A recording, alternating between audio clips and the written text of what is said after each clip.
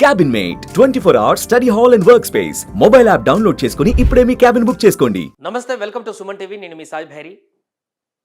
దేశంలోనే ఇప్పటి వరకు ఎక్కడా నిర్మించలేనటువంటి ఒక భారీ ప్రాజెక్టు కృష్ణా రివర్ పైన అత్యంత ప్రతిష్టాత్మకంగా నిర్మించడానికి కేంద్రం ముందడుగు.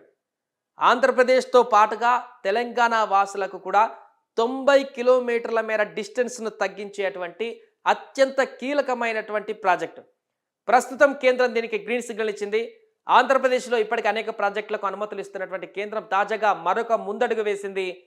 కృష్ణా రివర్ పైన నిర్మించబోతున్నటువంటి ఈ బ్రిడ్జికి సంబంధించినటువంటి విశేషాలు చాలా ఆశ్చర్యంగా, చాలా కొత్తగా మనకు కనిపిస్తాయి.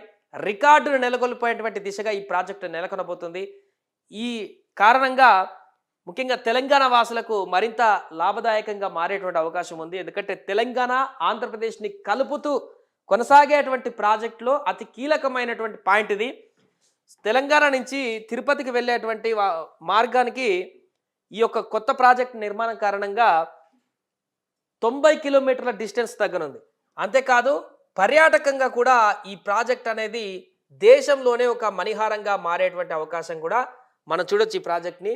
సో ఇప్పటికే ఈ ప్రాజెక్టుకు సంబంధించి పూర్తి స్థాయిలో అంచనాలు కానీ, దీనికి సంబంధించి 3 సంవత్సరాల క్రితమే దీనికి సంబంధించినటువంటి కార్యాచరణ రూపొందినా కూడా ఇప్పటి వరకు పూర్తి స్థాయిలో దీన్ని పట్టాలెక్కించలేదు. ఇప్పుడు కేంద్ర ప్రభుత్వం ముందడుగు వేయడంతో పూర్తి స్థాయిలో పట్టాలెక్కినట్టుగా చెప్పుకోవచ్చు. సో కొత్తగా నిర్మితమవుతున్నటువంటి ఈ ప్రాజెక్టు కారణంగా మనకు తెలంగాణలోని మల్లేశ్వరం నుంచి ఆంధ్రప్రదేశ్లోని సంగమేశ్వరం టెంపుల్కి అనుసంధానంగా ఈ కృష్ణా రివర్ పైన అత్యంత పొడవైనటువంటి ఒక కేబుల్ బ్రిడ్జిని నిర్మించబోతున్నారు. ఈ కేబుల్ బ్రిడ్జితో పాటు సస్పెన్షన్ బ్రిడ్జి దీని నిర్మాణం అనేది 90 కిలోమీటర్ల డిస్టెన్స్ను తగ్గించడమే కాకుండా టూరిజం పరంగా కూడా అత్యంత గొప్ప అయినటువంటి బ్రిడ్జిగా మారబోతుంది. ఎందుకంటే బ్రిడ్జి నిర్మాణం తర్వాత ఇప్పుడు మనకు హైదరాబాద్లో దుర్గం చెరువు దగ్గర కేబుల్ బ్రిడ్జ్ ఒకటి మనం చూసాం, చెరువు పైన కట్టినటువంటిది. అది కొంత తక్కువ డిస్టెన్స్తో కూడుకున్నటువంటి కేబుల్ బ్రిడ్జ్. కానీ ఇది సుమారుగా కిలోమీటర్ పరిధి గాల్లోనే కేబుల్తో ఆగేటువంటి బ్రిడ్జ్ అని చెప్పొచ్చు. పైన వాహనాలు పోతుంటాయి. ఇక్కడ స్పెషాలిటీ ఏంటంటే కింద గ్లాస్తో వీక్షకులకు పర్యాటకపరమైనటువంటి ఆస్వాదించడం కోసం పర్యాటకాన్ని కింద గ్లాస్తో నిర్మితమైనటువంటి ఒక బ్రిడ్జిని నిర్మిస్తున్నారు. సో ఇక్కడ మల్లేశ్వరం తెలంగాణ నుంచి ఈ కృష్ణా రివర్ మీదుగా ఇక్కడ సంగమేశ్వరానికి అటాచ్ అవుతూ ఎగ్జాక్ట్గా ఈ ప్రాంతంలో ఈ కేబుల్ బ్రిడ్జిని నిర్మిస్తున్నారు. 800 మీటర్లతో ఈ డిస్టెన్స్ కేబుల్ బ్రిడ్జ్ కంప్లీట్గా ఉండబోతుంది. దీని కారణంగా కల్వకుర్తి, నాగర్ కర్నూలు నుంచి పైకి కొల్లాపూర్ మీదుగా